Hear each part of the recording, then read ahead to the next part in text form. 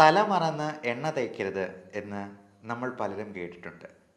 എന്നാൽ എനിക്ക് നിങ്ങളോട് പറയാനുള്ളത്, നിങ്ങൾ തല മറന്ന് എണ്ണ തേക്കണം എന്ന് തന്നെയാണ്.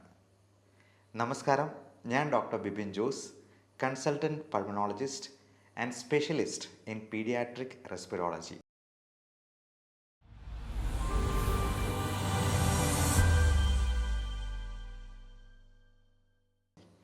തല മറന്ന് എണ്ണ തേക്കണം എന്ന് പറയാൻ പ്രധാനപ്പെട്ട കാരണം, ഞാൻ അലർജിയിൽ സ്പെഷ്യലൈസ് ചെയ്യുന്ന ഒരു ഡോക്ടറാണ് എന്നുള്ളത് കൊണ്ട് തന്നെയാണ്. നമുക്ക് പലർക്കും അറിയാവുന്നതുപോലെ തലയിൽ എണ്ണ തേച്ച് കഴിയുമ്പോൾ തല കൂടുതലായിട്ട് വിയർക്കാനും ENT റിലേറ്റഡ് ആയിട്ടുള്ള പ്രോബ്ലംസ്, പ്രത്യേകിച്ചും നമ്മുടെ ശ്വാസകോശ നാളികളിൽ കഫം ഉണ്ടാകാനും മൂക്കൊലിപ്പ്, തുമ്മൽ, അലർജി പ്രശ്നങ്ങൾ എല്ലാം കൂടുതലാകാനും നമ്മുടെ കുട്ടികളിൽ ഇത് വളരെ കൂടിയ പ്രശ്നങ്ങൾ ഉണ്ടാക്കാനും സാധ്യത ഏറുകയാണ് എന്ന് മനസ്സിലാക്കുക. എൻ്റെ അടുക്കൽ വരുന്ന അലർജി രോഗികളിൽ പലരിലും ഞാൻ കണ്ടിട്ടുള്ള ഒരു കാര്യമാണ്, തല നിറച്ച് എണ്ണ ഇങ്ങനെ മെഴുകിയിട്ടിരിക്കുകയാണ്. അത് കുറച്ച് നെറ്റിയിലേക്കും ചിലപ്പോൾ കഴുത്തയിലുമൊക്കെ നിൽക്കും. ഈ തല മറന്ന് എണ്ണ തേക്കുക എന്ന് പറയുന്നത് കൊണ്ട് ഞാൻ ഉദ്ദേശിച്ചത്, തല ഒഴിച്ച് ബാക്കിയുള്ള ഭാഗങ്ങളിലെല്ലാം നല്ലപോലെ എണ്ണ പുരളണം എന്നുള്ളത് കൊണ്ട് തന്നെയാണ്. കാരണം തലമുടിയിൽ ഈ എണ്ണ കൂടുതൽ സമയം ഇരുന്നാൽ നമ്മുടെ തല ഒത്തിരി വിയർക്കാനും, അത് മാത്രമല്ല പല രീതിയിലുള്ള പൊടിപടലങ്ങൾ നമ്മുടെ തലയിൽ വന്ന് അടിയാനും, നമ്മൾ ശ്വസിക്കുന്ന വായുവിൽ ഈ അലർജൻസ് എല്ലാം ഉള്ളിലോട്ട് പോയി നമുക്കുള്ള അലർജികളും റെസ്പിറേറ്ററി ഇൻഫെക്ഷൻസും ഒക്കെ കൂടുതലാകാനും കാരണമാകും. പ്രത്യേകിച്ചും ഈ കൊറോണ കാലത്ത് നമ്മൾ കുളിക്കുമ്പോൾ ദേഹമാസകലം സോപ്പിട്ട് കഴുകും. പക്ഷേ നമ്മുടെ തലയിൽ ഒരു തുള്ളി ഷാമ്പു ഇട്ട് ഈ തലയൊന്ന് കഴുകാനായിട്ട് എത്ര പേർ ഓർക്കാറുണ്ട്, ശ്രദ്ധിക്കാറുണ്ട്? നമ്മൾ വിട്ടുപോകുന്ന മർമ്മപ്രധാനമായ സ്ഥാനമാണ് തലയും തലമുടിയുമൊക്കെ. അപ്പോൾ തലയിൽ എണ്ണ തേക്കുകയാണെങ്കിൽ കുളിക്കുന്നതിന് ഒരു അരമണിക്കൂർ മുൻപ് തേച്ച് പിടിപ്പിച്ചിട്ട് കുളിക്കുന്ന സമയത്ത് ഒരു തുള്ളി ഷാമ്പു ഇട്ട് അത് കഴുകിക്കളയുകയും കൂടെ ചെയ്യുക. ഇനി തല മറന്ന് എണ്ണ തേക്കുന്നതിനെ പറ്റി നമുക്ക് ചിന്തിക്കാം. തല മറന്ന് എണ്ണ തേക്കുമ്പോൾ തലയൊഴിച്ച് ബാക്കി എല്ലാ ഭാഗത്തും നമ്മൾ ഓയിലിൻ്റെ ഒരു നേർത്ത പാളി, ഒരു ചെറിയ കോട്ടിങ് നമ്മൾ കൊടുക്കുകയാണ് ചെയ്യുന്നത്. അത് നമ്മുടെ സ്കിന്നിൽ ആവശ്യമായ ഹൈഡ്രേഷൻ ഉണ്ടാകാനായിട്ട് കാരണമാകും. നമുക്കറിയാം, ഇപ്പോൾ പലപ്പോഴും സ്കിൻ ഡിസീസസിന് പ്രധാനപ്പെട്ട കാരണം ഈ ഡീഹൈഡ്രേഷൻ തന്നെയാണ്. അതായത് ആവശ്യമായ ജലാംശം നമ്മുടെ ചർമ്മത്തിൽ ഉണ്ടാകാതെ പോകുന്നത് കൊണ്ട് തന്നെ ചൊറിച്ചിലും മറ്റ് ഫംഗൽ ഇൻഫെക്ഷൻസും ഉണ്ടാകാനായിട്ടുള്ള സാധ്യത ഏറെയാണ്. അതുകൊണ്ട് പലപ്പോഴും നമ്മൾ ഒരു ഹൈഡ്രേറ്റ് ചെയ്യാനായിട്ടുള്ള ജെല്ല് വേറെ പ്രിസ്ക്രൈബ് ചെയ്ത് കൊടുക്കുകയാണ് ചെയ്യാറ്.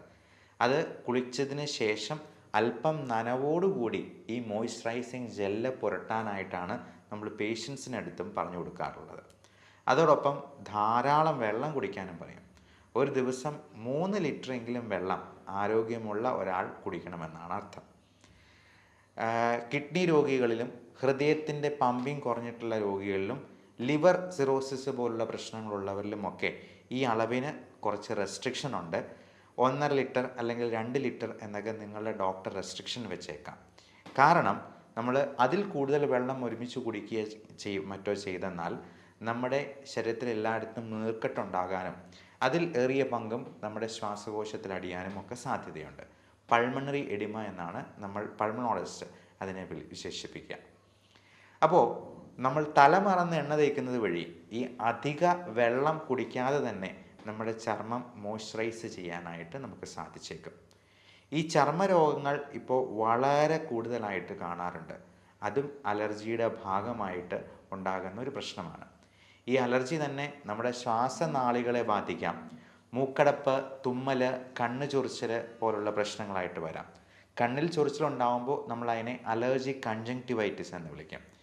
മൂക്കിൽ പ്രശ്നം ഉണ്ടാക്കുന്നതിനെ അലർജിക് റൈനൈറ്റിസ് എന്ന് പറയും. ഈ അലർജി ശ്വാസകോശത്തെ ബാധിക്കുമ്പോഴാണ് നമ്മൾ അതിനെ ബ്രോങ്കിയൽ ആസ്മ എന്ന് വിശേഷിപ്പിക്കുക.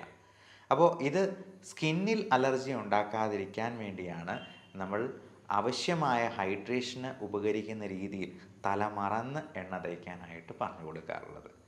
അപ്പോൾ എല്ലാവരും ഈ പ്രധാനപ്പെട്ട വിവരം മറ്റുള്ളവരിലേക്ക് ഷെയർ ചെയ്ത് എത്തിക്കാനായിട്ട് ശ്രമിക്കുക. ഇങ്ങനെയുള്ള അലർജി എന്തെങ്കിലും ഉണ്ടെങ്കിൽ നിങ്ങൾക്ക് ഇതിനെപ്പറ്റിയുള്ള സംശയങ്ങൾ ഇവിടെ കാണുന്ന വാട്സപ്പ് നമ്പറിൽ ബന്ധപ്പെട്ട് സംശയ നിവാരണം നടത്താവുന്നതാണ്. ഓൺലൈൻ കൺസൾട്ടേഷനും അവൈലബിൾ ആണ്. ലോകത്തെല്ലായിടത്തും മോഡേൺ മെഡിസിനിൽ ഒരേ മരുന്നുകൾ തന്നെയാണ് കൊടുക്കുക. അപ്പോൾ അങ്ങനെയുള്ള മരുന്നുകൾ ആവശ്യമുണ്ടെങ്കിൽ നിങ്ങൾക്ക് അത് നിങ്ങളുടെ സമീപത്ത് നിന്ന് തന്നെ അവൈലബിൾ ആക്കാവുന്നതുമാണ്. ഈ അലർജി ഉള്ളവർക്ക് വളരെ എഫക്റ്റീവായിട്ടുള്ള ട്രീറ്റ്മെൻറ്റ് നമുക്ക് മോഡേൺ മെഡിസിനിൽ കൊടുക്കാം. അലർജി ഉള്ളവർക്ക് അത് പൂർണ്ണമായിട്ടും മാറ്റാവുന്ന രീതിയിലുള്ള ഇമ്മ്യൂണോ തെറാപ്പി പോലുള്ള മൊഡാലിറ്റീസും നമുക്കിന്ന് അവൈലബിൾ ആണ്. അലർജിക്ക് കൃത്യമായിട്ടുള്ള ടെസ്റ്റുകൾ വഴി അതിനെ കണ്ടെത്തി അതിന് സ്കിൻ പ്രിക്ക് ടെസ്റ്റാണ് മോഡേൺ മെഡിസിനിൽ നമ്മൾ കൂടുതലും അഡ്വൈസ് ചെയ്യുക. നമുക്ക് പത്രത്തിലൊക്കെ വലിയ പരസ്യം കൊടുത്തിട്ടുള്ള പല ടെസ്റ്റുകളുടെയും ശാസ്ത്രീയമായ അടിത്തറ ഇനിയും പരിശോധിക്കേണ്ടതായിട്ടുണ്ട്. അതിന് കൃത്യമായ ടെസ്റ്റുകൾ ഇപ്പോഴും റിസൾട്ട്സ് അവൈലബിൾ ആയിട്ടില്ല. അതുകൊണ്ട് കൃത്യമായിട്ടുള്ള പരിശോധനകളും ബ്ലഡ് ടെസ്റ്റും ഇമ്മ്യൂണോഗ്ലോബുലിൻസിൻ്റെ അളവും ചെക്ക് ചെയ്ത് അലർജിയെ കൃത്യമായി കണ്ടെത്തിയെന്നാൽ നമുക്ക് ഇത് പൂർണ്ണമായിട്ടും മാറ്റാവുന്ന രീതിയിലോ അല്ലെങ്കിൽ 95% കൺട്രോൾ ചെയ്യാവുന്ന രീതിയിലോ നമുക്ക് ഇതിന് മരുന്നുകൾ കൊടുത്ത് ആവശ്യമായിട്ടുള്ള കരുതലുകൾ എടുത്തുകൊണ്ട് തന്നെ നമുക്ക് ചെയ്യാവുന്നതാണ്. ഇതിനൊക്കെ മുൻപായിട്ട് നമുക്ക് ചെയ്യേണ്ട കാര്യം അലർജി ഉണ്ടാക്കുന്ന അലർജൻസ് എന്തൊക്കെയാണെന്ന് കണ്ടെത്തി അത് പൂർണ്ണമായിട്ടും മാറ്റിയെടുക്കുക, നമ്മുടെ വീട്ടിൽ നിന്നും അതിനെ ഒഴിവാക്കുക എന്നുള്ളത് തന്നെയാണ്. അപ്പോൾ ഈ അലർജൻസ് എന്തൊക്കെയാണ് എന്നുള്ളതിനെ പറ്റിയും കൃത്യമായിട്ടുള്ള വിവരണങ്ങളും നിർദ്ദേശങ്ങളും നിങ്ങൾക്ക് തരുന്നതാണ്. Everyone stay healthy, stay safe. അപ്പോൾ നിങ്ങളുടെ കുട്ടികളോട് പീഡിയാട്രിക് പൾമണോളജിയിൽ സ്പെഷ്യലൈസ് ചെയ്തിരിക്കുന്ന ഒരു ഡോക്ടർ എന്ന നിലയിൽ ഞാൻ വീണ്ടും പറയുന്നു, തല മറന്ന് എണ്ണ തേൽക്കുക. നന്ദി, നമസ്കാരം.